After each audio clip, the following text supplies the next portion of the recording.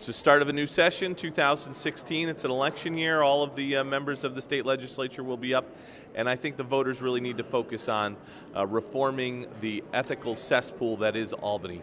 We heard our Minority Leader Brian Kolb, talk a lot about the issues that we're facing and what we need to do to open up the process in the New York State Assembly, empower each and every member, take away power from the three men in a room who have run Albany for years and have led us down this path to where we are looked on as bums. And that's what the leader talked about.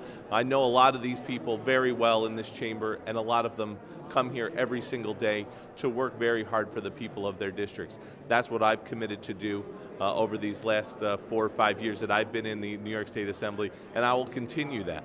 But we have a system here in Albany where all of the power concentrated into the Speaker, the President of the Senate, and the Governor, and that process needs to open up. We need to make sure that three men in a room policy that has governed Albany for years ends, that all of the conferences are represented in budget negotiations. We have to make sure that each and every member of the New York State Assembly is empowered to bring votes to the floor, bring a bill to the floor. We have a number of bills that have more than a majority of the members of the State Assembly signed on to them, yet those bills don't make it to the floor. We need to make sure that there's a process where if a bill has at least 76 members who are co-sponsors, that bill comes up for an up or down vote on the floor without being stopped by the Speaker.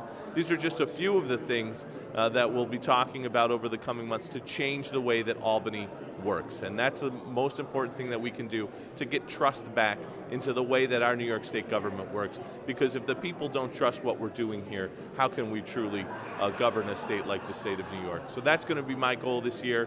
We'll also be talking about lowering the burden of property taxes and income taxes on our small businesses and our hardworking men and women throughout this state.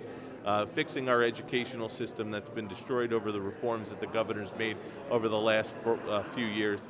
And so, we look forward to an exciting year. There's going to be a lot to talk about, and I look forward to continuing to hear from my constituents about what's going on.